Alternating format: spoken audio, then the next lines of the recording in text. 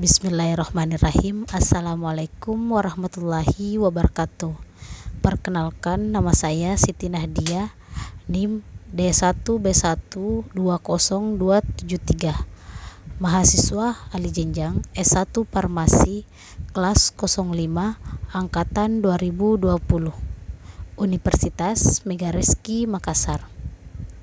Adapun video ini dibuat untuk memenuhi tugas mata kuliah saya, yakni Bioteknologi Farmasi.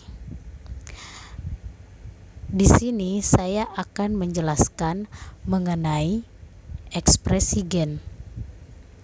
Baiklah, untuk lebih lanjut, mari kita saksikan video penjelasan berikut ini. Apa itu ekspresi gen? Ekspresi gen merupakan suatu rangkaian proses penerjemahan informasi genetik di dalam bentuk urutan basa pada DNA atau RNA yang menjadi protein. Dalam genetika, ekspresi gen merupakan tingkat paling mendasar yang mana genotip memunculkan fenotip, yaitu sifat yang dasar diamati. Kode genetik yang disimpan dalam DNA atau ditafsirkan oleh ekspresi gen, dan sifat-sifat ekspresi tersebut memunculkan fenotip organisme.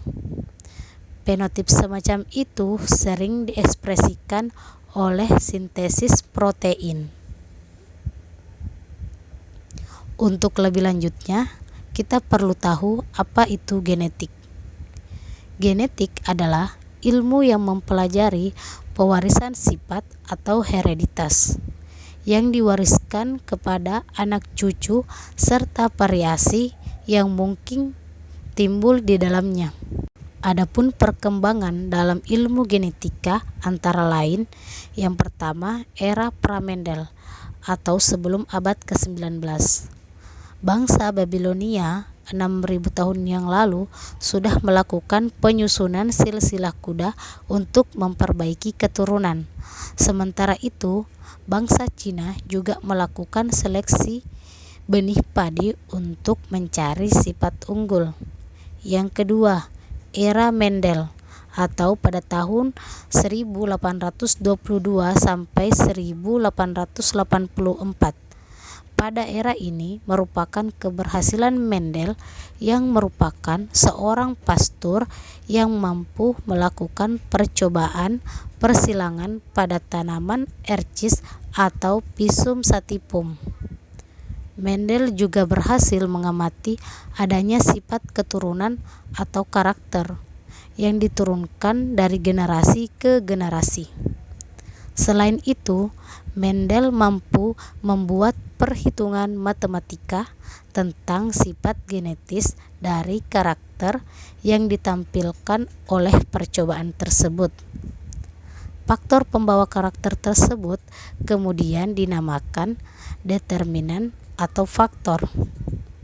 Keberhasilan percobaan Mendel tersebut menjadikan dasar ilmu pengetahuan di bidang genetika Mendelian.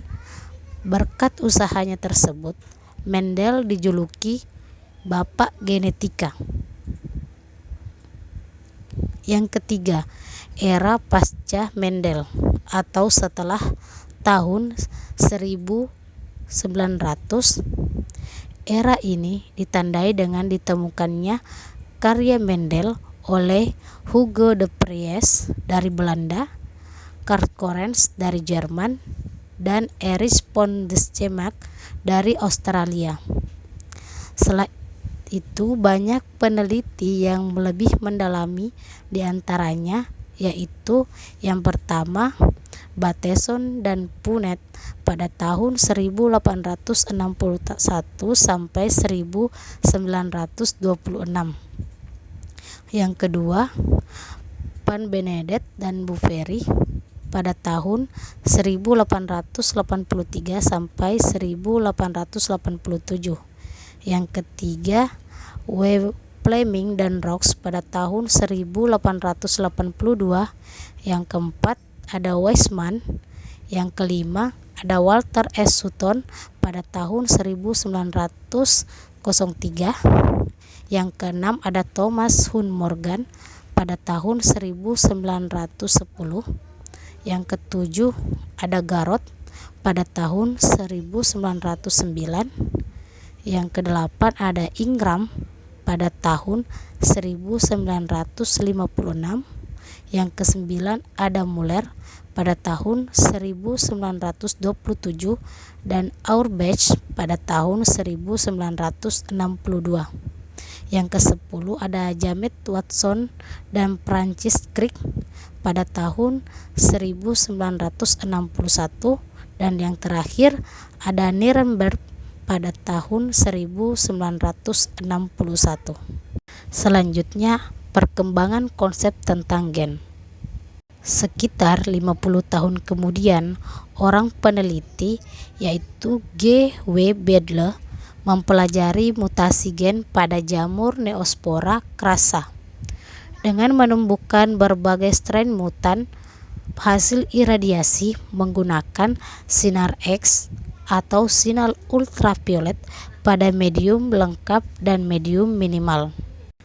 Dalam perkembangan berikutnya, setelah diketahui bahwa sebagian besar enzim tersusun dari beberapa polipeptida dan masing-masing polipeptida merupakan produk gen yang berbeda, maka konsep terbaru tentang gen yang dianut hingga kini adalah satu gen satu polipeptida.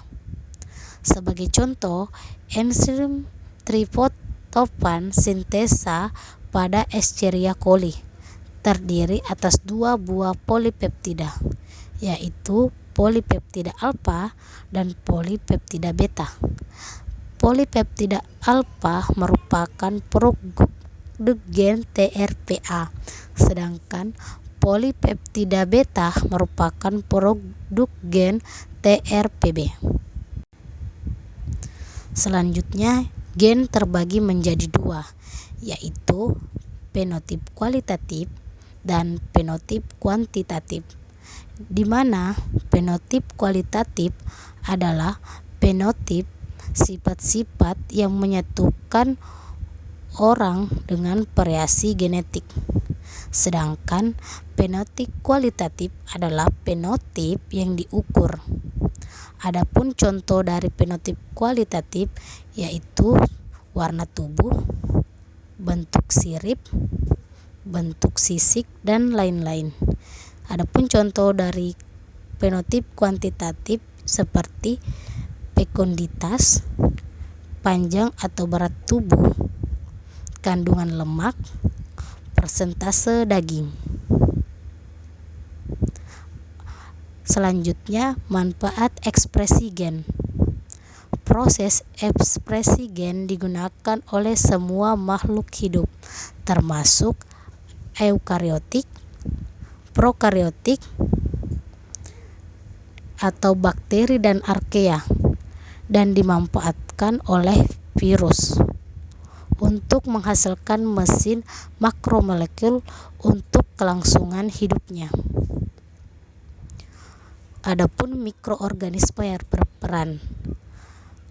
Adapun yang berperan adalah semua makhluk hidup, termasuk yang pertama, eukariotik, yang mencakup amoeba, jamur, alga, tanaman, hewan, termasuk manusia.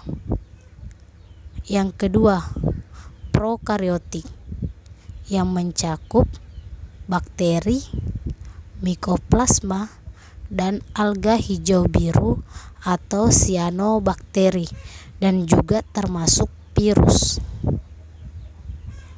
Adapun cara kerja, ekspresi gen dilakukan melalui dua tahap, yaitu transkripsi dan translasi. Adapun penjelasan transkripsi merupakan proses yang mengawali ekspresi sifat-sifat genetik. Urutan nukleotida pada salah satu untaian molekul DNA digunakan sebagai cetakan atau template untuk sintesis molekul RNA. Molekul RNA yang disintesis adalah mRNA atau messenger RNA, tRNA atau transfer RNA, dan rRNA atau ribosomal RNA. Molekul mRNA adalah RNA yang merupakan salinan kode-kode genetik pada DNA yang dalam proses selanjutnya atau pada proses translasi akan diterjemahkan menjadi urutan asam-asam amino yang menyusun suatu polipeptida atau protein tertentu.